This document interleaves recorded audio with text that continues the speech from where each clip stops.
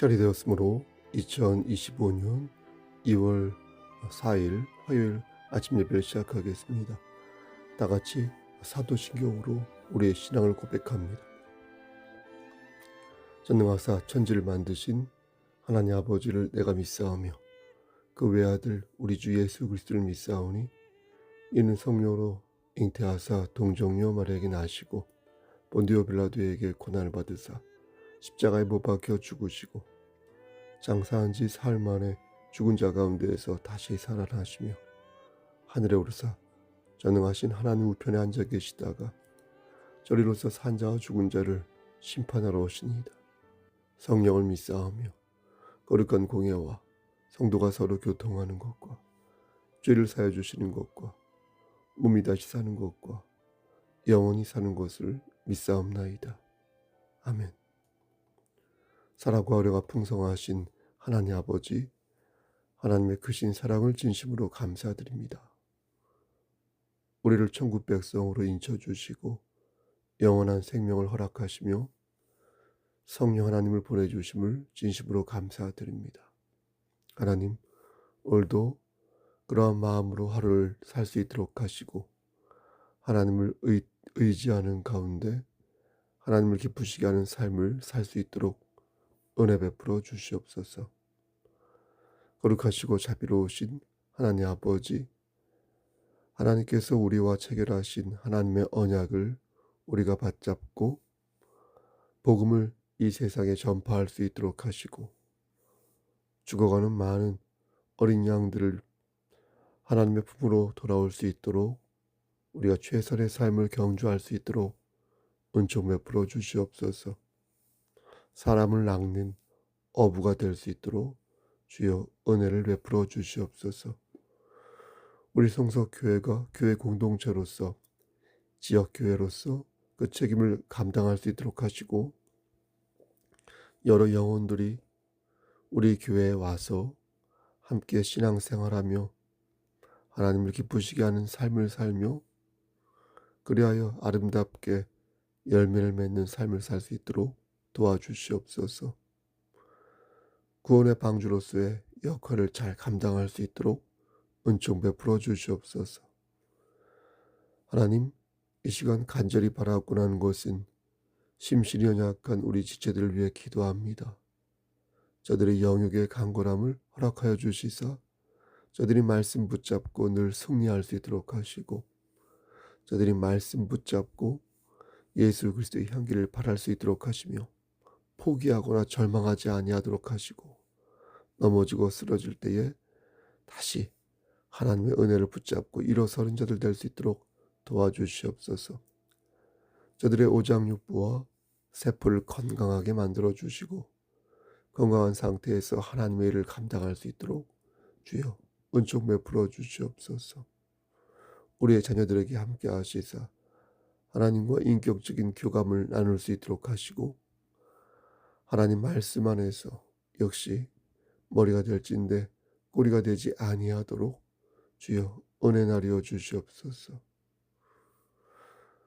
모든 말씀 예수 그리스도인 받들어 감사하며 기도드려 싸움나이다. 아멘. 하나님 말씀 보겠습니다. 디모데전서 6장 7절에서 10절 말씀입니다. 디모데전서 6장 7절에서 10절 신약성경 제성경으로 342쪽입니다.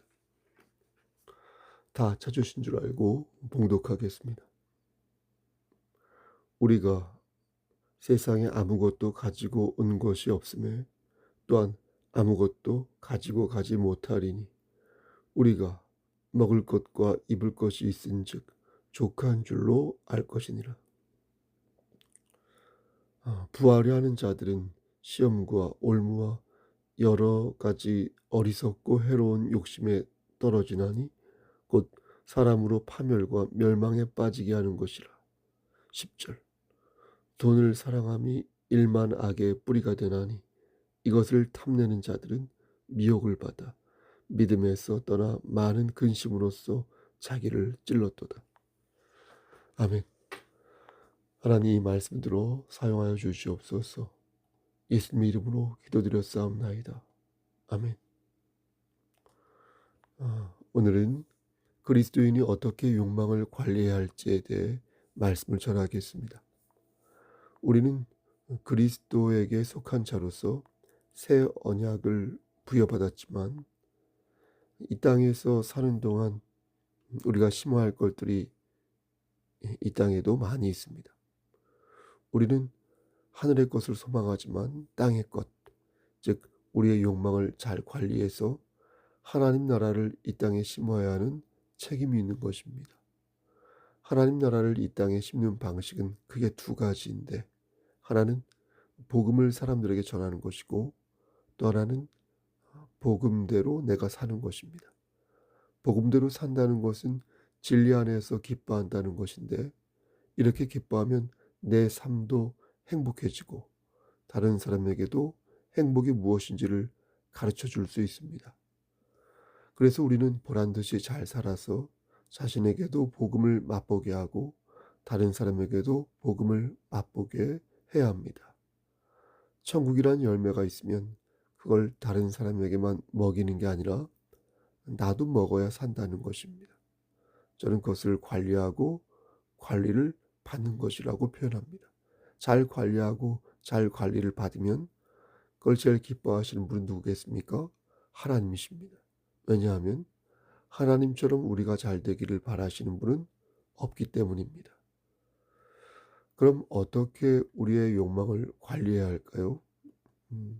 하나님께서는 우리가 어떻게 욕망을 관리하기를 바라실까요?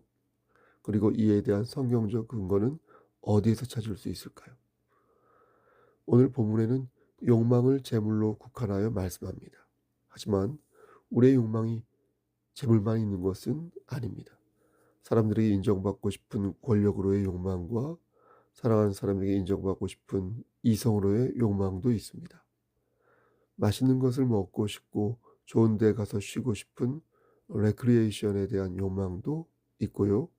작든 크든 성과를 내므로써 자아를 실현하고 싶은 어떤 사사로운 욕망, 그런 것도 있습니다. 이렇게 땅의 욕망은 다양한 모양과 성질을 갖습니다. 그래서 우리는 타인의 욕망을 땅의 것이라 하여 폄훼하거나 함부로 정죄해서는 아니 되는 것입니다. 하나님이 아니면서 마치 우리가 하나님인 척 타인의 욕망을 단정하거나 규정해서는 아니 될 것입니다. 가만히 보면 어떻습니까? 사람마다 기구한 사연이 있을 수 있고 한마디로 규정할 수 없는 얽히고 설킨 이해관계가 있을 수 있기 때문에 쉽게 재단해서는 아니 된다는 것입니다. 마태복음 19장 16절 이하의 말씀을 보면 어떤 사람이 예수님을 찾아와 무슨 선한 일을 해야 영생을 얻을 수 있냐고 여쭙는 장면이 나옵니다. 예수님께서는 그에게 십계명을 지키라 말씀하셨고, 그러자 그 사람은 내가 이 모든 것을 지켰는데 무엇이 부족하냐고 재차 여쭙습니다. 그러자 예수님께서 그러면 너의 소유를 팔아 가난한 자들에게 주라고 하시며, 그렇게 할 때 네가 하늘에서 보화를 받을 수 있으니 그렇게 한 뒤에 와서 나를 따르라, 이렇게 말씀하십니다. 이 말씀만 보면 예수님이 무슨 꼰대처럼 느껴집니다. 그동안 열심히 살아온 젊은이의 염장에 소금을 뿌리는 것 같아서 좀 너무한 게 아닌가 싶은 그런 마음이 드는 것입니다. 이거야말로 앞에서 말씀드린 것처럼 상대방의 사정을 모르고 함부로 말씀하고 있는 것은 아닌지 고개가 갸웃해지는 것입니다.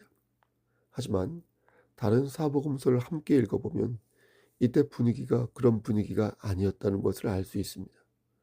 마가복음 10장 21절 이하의 말씀을 보면 예수님께서 어떤 마음으로 이 부자 청년에게 이런 말씀을 하셨는지 알 수 있는데, 21절 말씀에 그를 보시고 사랑하사 이르시되, 이렇게 말씀한 것입니다. 그러니까 예수님께서는 재물이 많은 그 청년에게 상처를 주기 위해서 모질게 말씀하신 게 아니라 그가 진심으로 잘 되기를 바라는 마음에서 사랑하는 마음으로 그를 보며 말씀하셨다는 것입니다. 그리고 예수님은 우리와 달리 하나님이시기에 모든 것을 알고 계십니다. 그러니까 하나님께서 그렇게 말씀하신 데에는 합당한 이유가 있는 것이니 섣부른 단정이 아닌 것입니다. 그리고 우리가 알아야 할 것은 예수님께서 모든 사람에게 네가 가진 재물을 가난한 사람들에게 다 주고 나를 따라올 때 네가 영생을 받을 것이다. 이렇게 말씀하지 않으셨다는 것입니다. 누가복음 19장 1절부터 10절 말씀을 보면 우리가 잘 아는 삭개오가 등장합니다. 삭개오는 세리장으로서 당시 큰 부자였지만 사람들에게는 어땠습니까? 인식이 안 좋았습니다. 예수님께서는 그런 삭개오 집을 방문하셨고 이 삭개오는 내 소유의 절반을 가난한 자들에게 주겠사오며 만일 누구의 것을 속여 빼앗은 일이 있으면 네 갑절이나 갚겠다. 이렇게 말했습니다. 여러분, 이때 예수님께서 뭐라고 말씀하셨습니까? 안 된다. 네가 가진 재물 전부를 가난한 자들에게 주어야 한다. 여러분, 이렇게 말씀하셨습니까? 그렇지 않습니다. 예수님께서는 소유의 절반을 가난한 자들에게 주겠다는 삭개오의 말을 듣고 오늘 구원이 이 집에 이르렀으니 이 사람도 아브라함의 자손이다. 이렇게 말씀하셨습니다. 이런 걸 보면 예수님께서 부자 청년에게 하시고 싶었던 말씀은 재물 전부를 바쳐야 네가 천국에 갈 수 있다는 게 아니었다는 것입니다. 그렇다면 똑같이 삭개오에게도 그렇게 말씀하셨을 텐데 그러지 않으셨다는 것입니다. 따라서 부자 청년에게 하신 말씀의 핵심은 있지 않습니까? 핵심은 영생의 여부가 사람에게 달려 있는 것이 아니라 하나님에게 달려 있다. 이게 이 말씀의 핵심인 것입니다. 사람이 할 수 없는 것을 하나님이 하실 수 있다는 주님의 말씀이 바로 그 뜻인 것입니다. 부자 청년은 자신의 노력으로 영생을 얻을 수 있다고 생각했습니다. 그래서 예수님에게 그 사실을 인정받고 싶었고 확인받고 싶었던 것입니다. 마치 초등학생이 청소를 다 한 후에 요즘은 어떤지 모르겠으나 담임 선생님에게 검사를 받으러 온 것처럼 그 청년도 내가 이 정도 청소했으면 무사 통과되는 거 맞지요? 하고 여쭤본 것입니다. 그런 청년을 보면서 예수님께서 아니 그 정도는 안 돼 라고 말한 것은 그 청년에게 좌절감을 안기기 위해서 그렇게 말씀하신 것이 아니라 오직 하나님만이 구원을 이루실 수 있다라는 그 객관적 진실을 그에게 심어주기 위해 그렇게 말씀하신 것입니다. 이 진실을 오늘 본문과 연계하여 말씀드리면 무엇이 옳은지 옳지 않은지 그 판단은 오직 하나님만이 하실 수 있다는 것입니다. 물론 토론할 수 있습니다. 또 예측할 수 있고 어떤 것을 판단할 수 있습니다. 일정 부분. 하지만 그것은 잠정적인 판단인 것이지 최종적이고 결정적인 판단이 아닌 것입니다. 소위 청불원과 청빈론도 그렇습니다. 청불원은 깨끗하게 돈을 많이 버는 것이고 청빈론은 깨끗하게 돈이 없는 것인데 어느 것이 하나님을 위한 일인지 물을 때 토론할 수 있습니다. 또 개인이나 교회가 가치 판단을 내려서 재물에 대한 생각을 정리할 수도 있습니다. 돈을 깨끗하게 벌어서 그 돈을 하나님을 위해 쓰겠다는 생각이 매우 멋진 생각일 수도 있고 반대로 깨끗하게 가난하여서 물질의 노예가 되지 않고 선도적으로 청빈하고 경건한 삶을 살겠다는 생각이 역시 멋진 생각일 수 있습니다. 하지만 그 생각이 결정적이고 최종적인 생각은 될 수 없다는 것입니다. 청불원은 청불원대로 문제가 있을 수 있고 청빈론은 청빈론대로 문제가 있을 수 있기에 인간의 욕망에 대한 가치 판단은 어떻습니까? 오직 하나님만이 판단하시고 평가하실 수 있다는 것입니다. 여러분 돈을 생각해 보십시오. 돈이 많은 거 분명 축복입니다. 하지만 돈이 많으면 죄를 지을 확률이 높습니다. 돈 자체는 죄가 아니라고 말하기도 합니다. 하지만 돈 자체가 죄일 때도 있습니다.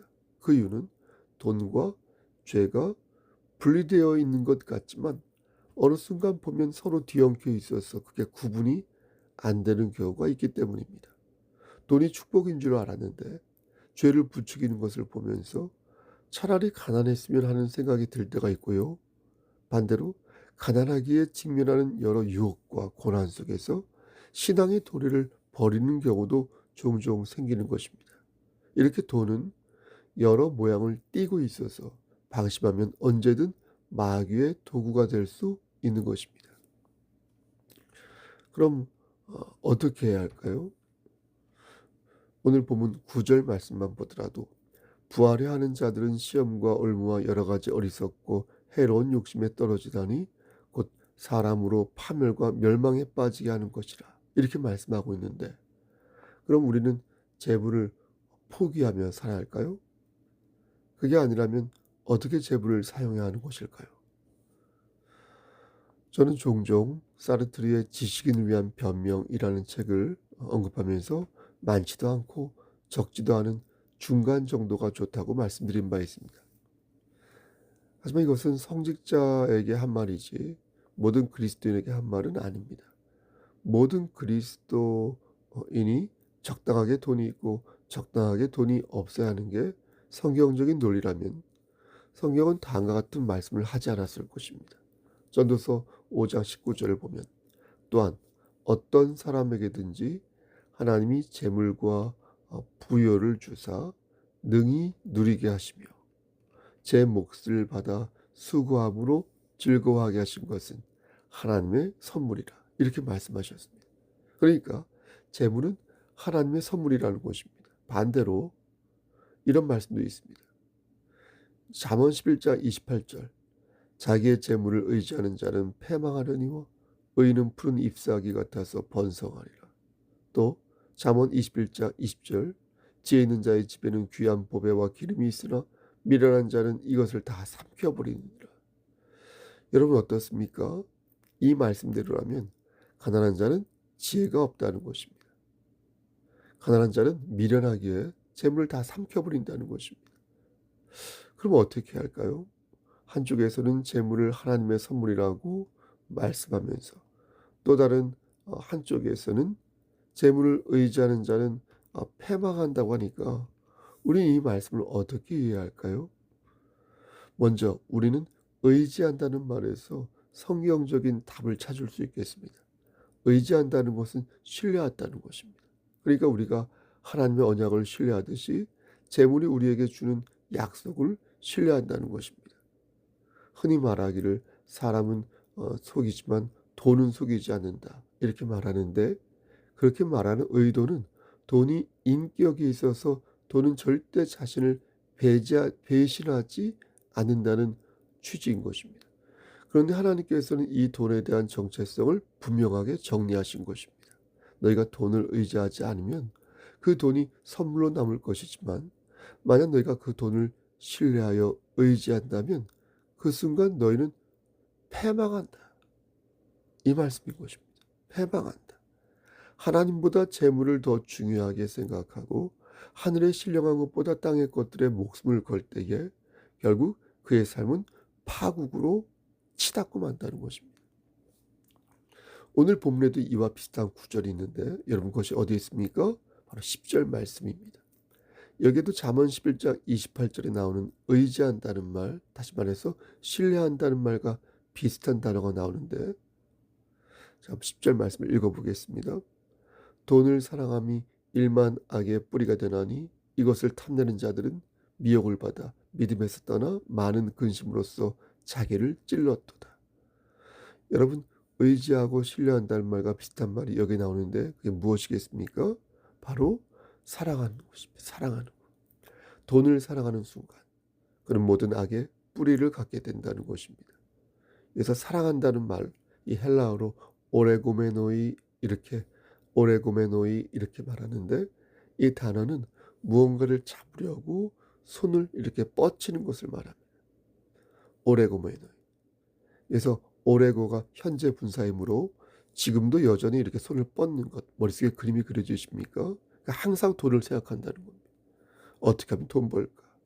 죽어도 우리가 돈벼락이라도 맞기를 바라는 그런 마음으로 항상 손을 뻗어서 돈 벌 궁리 이렇게 생각한다는 것입니다. 오레고메노이.